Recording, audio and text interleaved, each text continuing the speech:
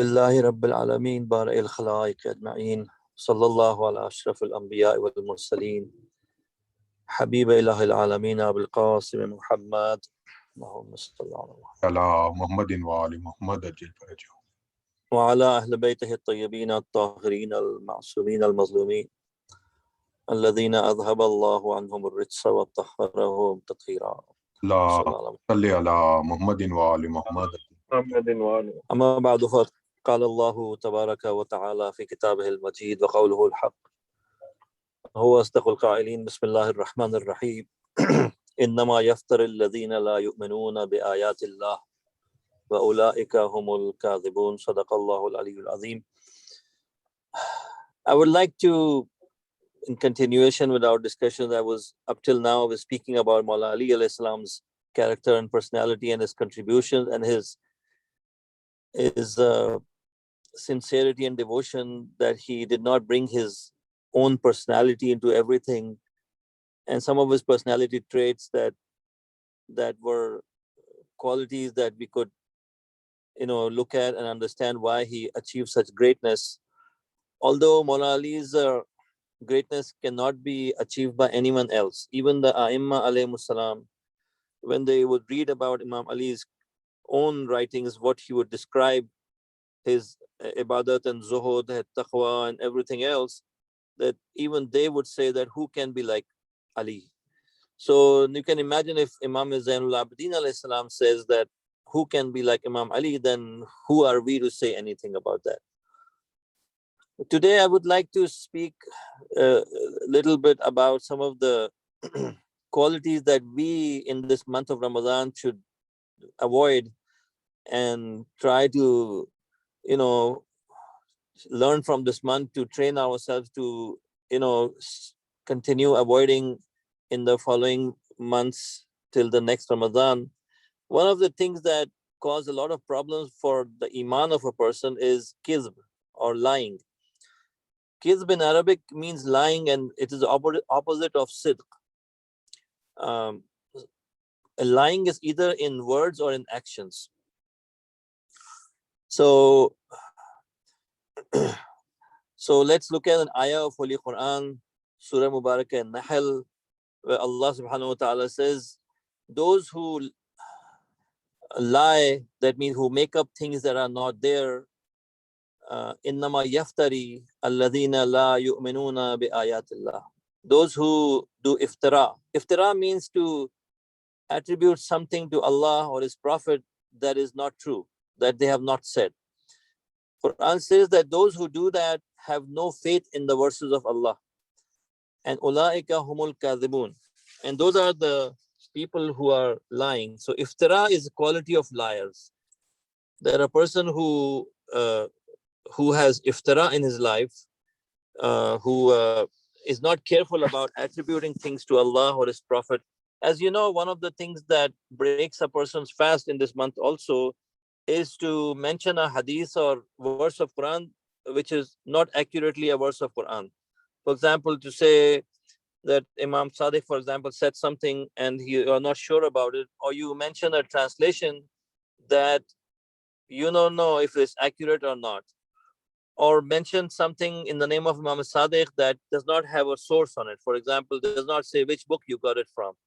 And nowadays, it's a problem where people are sending and posting messages for Imam Ali, Imam Sadiq, Imam Bakr, whatever, on Facebook, through WhatsApp, and a lot of these don't have any reference. For example, it doesn't say where the hadith came from, which can be a big problem, because first of all, it breaks the fast of a person to to not be sure about something and to mention it. Please say salawat. Allahumma salli ala Muhammadin wa ala Muhammad. So let me mention something which I read. It is a hikayat of a young man with an old man in the month of Ramadan. That this young man saw this elderly person somewhere who was sitting in a corner and eating something during the day. So this young man sees this old man who is eating something in the month of Ramadan during the day. So this guy says to this old man, "Aren't you fasting?" So the old man says, "Yes, I am. I am fasting." So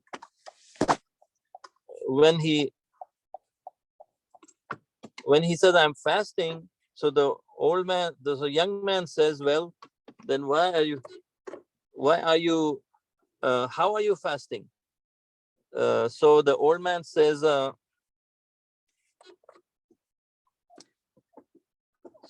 man says, "I'm fasting because I'm not lying to anyone. I'm not using my eyes on something haram, and I am not bad mouthing anyone, and I am not making fun of anyone. So yeah, but because I am sick and old, I cannot make the niyat of fast, and my stomach is not fasting, but the rest of my body is fasting." So then he turned around and he asked this young man, "Are you fasting?" So the young man says, uh, "Actually, I'm only avoiding food and water. That's what I'm doing.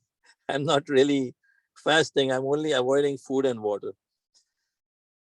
You see, what I'm getting at is that we make, after a few days, we get into the habit of basically waking up for sahri and then cooking all day for iftar, and then we eat so much that we don't know what to do with it. So that becomes a problem too. And then again sahri and then iftar and do a salat probably. Now, I'm not saying that's not good, because fasting is good, because just that itself carries a lot of benefits for us. Because first of all, you have health benefits of that. Because if you're if you're avoiding food and drink, you're giving some rest to your stomach. And if you can just manage your food intake at night and in sahar, it will do a lot of good for your body. um, but then the most importantly, the benefit, even for people who are doing the simple fast like us, the benefit is it gives you a lot of self control. That just the act of avoiding these things which are halal, and there's nothing wrong with that, it gives you a degree of self control which is good for the rest of your life, for the all other areas of your life. That if you're not even consciously, for example, taking care of other things.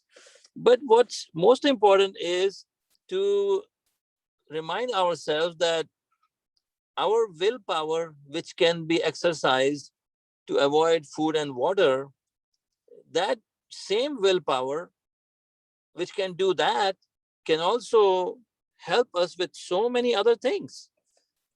And one of the things is to speak the truth, um, that to avoid, saying things that do not correspond to reality. For example, you are giving some information and exaggerating it. So that's not right either, because it just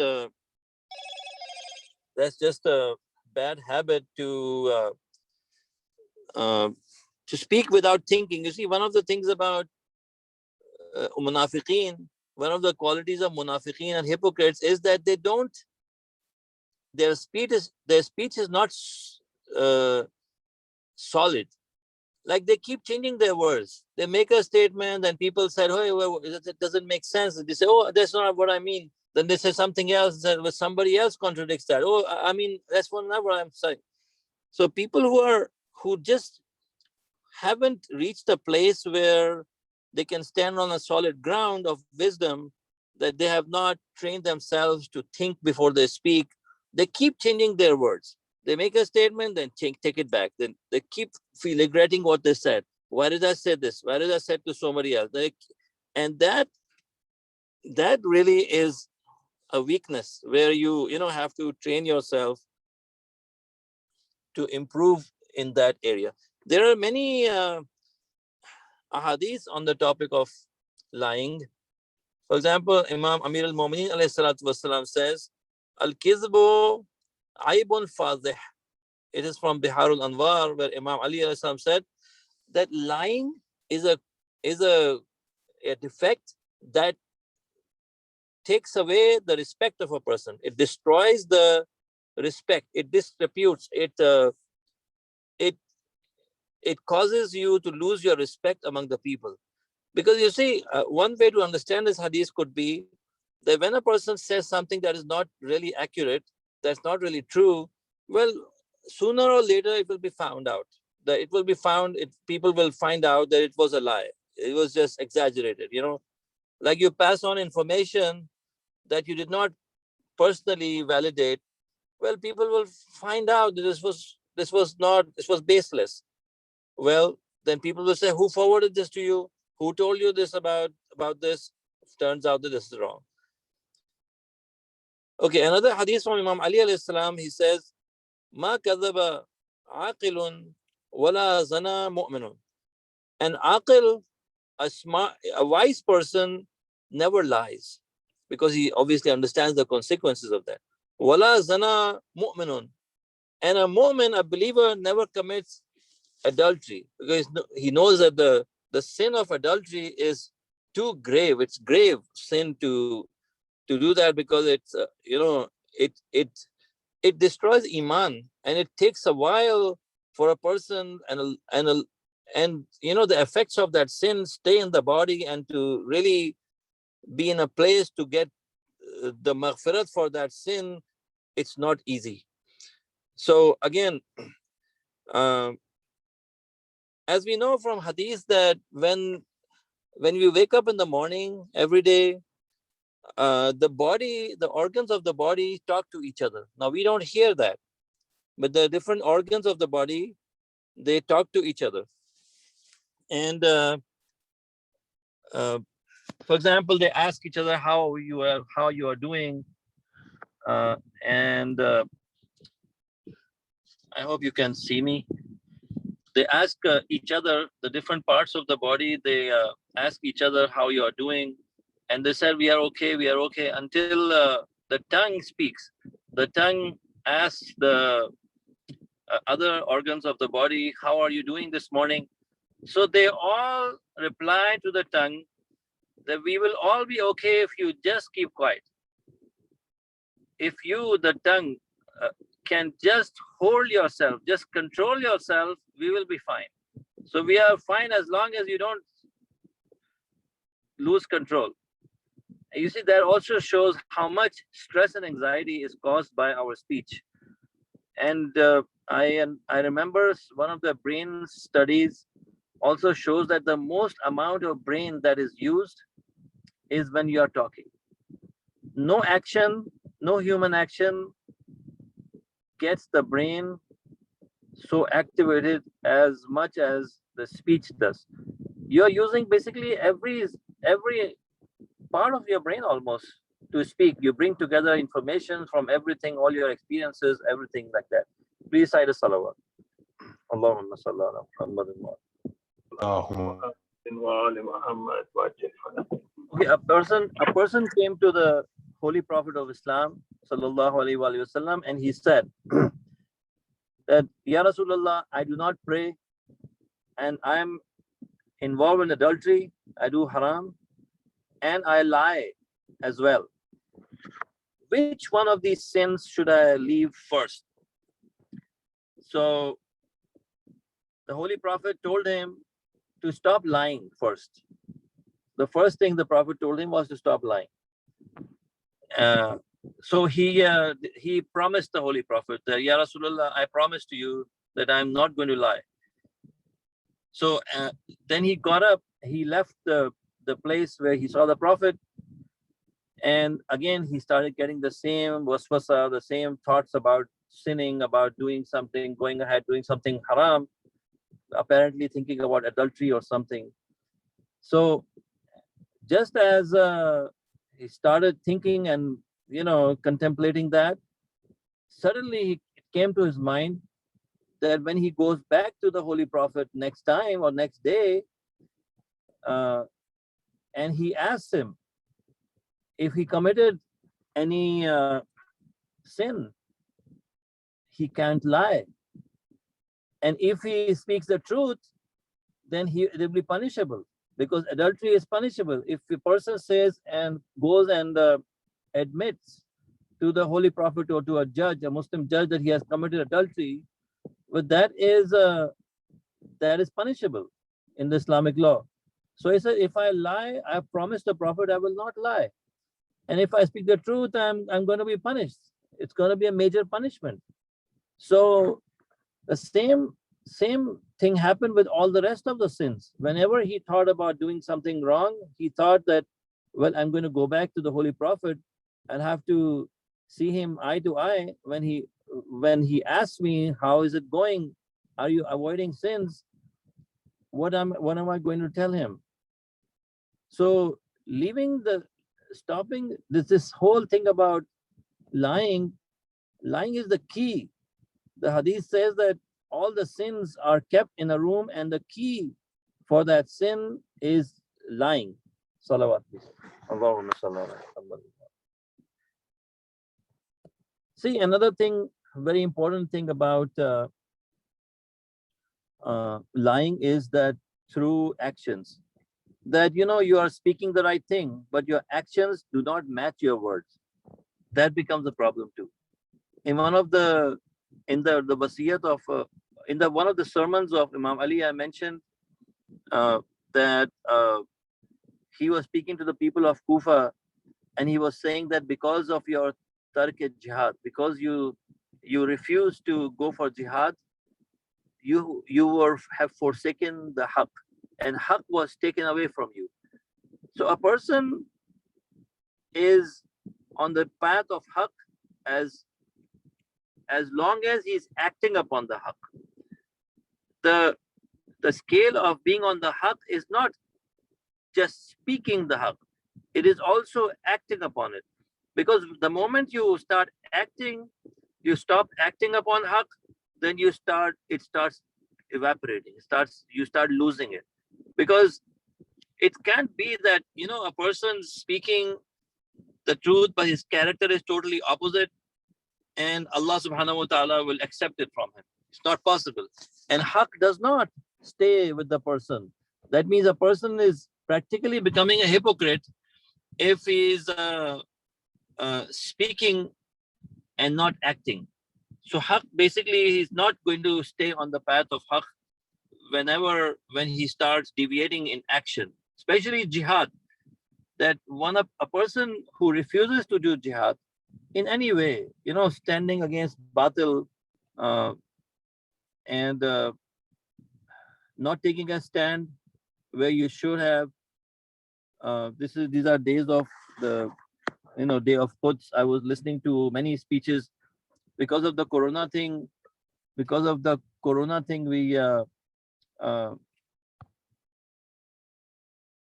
because of the corona, we had a situation where the famous speakers of the world, they had somewhat like a Zoom call or something, where Sayyid Hassan Nasrullah and major speakers from Iraq and Lebanon and other parts of the world, different Arab countries, it was in Arabic, so I was listening to all of that. And Sayyid Hassan was speaking at the end, where he said that we have never been so close to liberating Palestine as today. That he says that I'm seeing the signs of liberation of this land. That now, if you look at what is happening every day, it is the result of the jihad of our brothers and sisters that has brought us right next to the Zionist state. And the Palestinians who have struggled for 70 some years, have never felt so hopeful, and they are able to now stand, the young people, the young Palestinians, standing against these settlers who are trying to take over their houses, or whenever they have a confrontation, you see how bravely they stand against the occupiers. So this truth is in the action. The jihad is perhaps the biggest example of sidq. That a person who's, see, it's very convenient for us to say La ilaha illallah Muhammadur Rasulullah Ali Waliyullah, all of that. So how do you know this means anything real? How do we know that our iman that we profess has affected us, that will get us somewhere or will earn us, like a salvation or something? We really can't be sure until we present evidence of that. And in action, the evidence is the readiness to join the army of Imam. How can you be ready to join the army of Imam if we are not even able to go and attend, for example, a small rally, or we can't even, for example, get ourselves involved in something that is in line of preparation for the zuhur of Imam Akhir Zaman alayhi salatu wasalam. Please cite a salawat. Allahumma salli ala Muhammad. محمد وآل محمد وجل فرجهم. From Najul Fasaha, I will mention another hadith from the Holy Prophet of Islam, sallallahu alayhi wa sallam. He said, Thalathatun, there are three people who will never sense the fragrance of paradise. Thalathatun la yurihuna ra'ihat al-jannah. Three people will never enjoy the fragrance of paradise. The first one, who claims that he is not from his father. That means he says, I am so-and-so's son, not this man's son. Who calls himself the son of another man. وَرَجُلٌ كَذِبَ عَلَيَّ. The second person is the one who says, who attributes a lie to me, to the Prophet. That means who says, for example, I don't want to take any names, but the first Khalifa, he mentioned false and fake reports when he usurped, he took away the fadak. And similarly, other occasions he mentioned different things that were not true. For example, he said, I have been asked to have iman from the people on tawheed, on salat, and on zakat. That means I will punish people who do not pay zakat. Well, he mentioned that hadith to force people to pay zakat. Even those who, for example, were Muslims, but either they were short of cash or because they did not accept him as legitimate Khalifa of Islam. So whoever refused to pay zakat, he waged a war against them. This is the battle of Ridda I'm referring to, right after the Prophet. So Prophet says three people will never sense the fragrance of paradise. One who calls himself the son of another person other than his father. Second, who mentions a fake report about me. The third person is the one who speaks of things that his eyes have not seen. That means who sees one thing and does not report it correctly. That means he's a fake witness, a person who testifies falsely. That's another person. So you see, in this month of Ramadan, if we can promise ourselves to take a step in the direction of Nusrat of Imam al-Mahdi alayhi salatu wasalam, then truthfulness and sidq would be perhaps the primary quality. Because you see, the truth, we have been told not to make friends people who don't speak the truth. Imam Akhir Zaman, he is one alim was mentioning in his speech that he saw one of his trusted friends, he saw in his dream that Imam al-Mahdi alayhi salatu wasalam came to his house. That means he knocked at his door. The moment he opened the door, he saw Imam Mahdi alayhi salam. He said, wait, let me bring you in. Give me 5 minutes. And now he went inside the house. There were so many things that were haram. He said, how do I put aside this thing? How do I put aside that? How do I remove this picture on the wall? How do I remove this? He had so many things that he was doing haram in his house. By the time he got back to the door, the Imam had gone.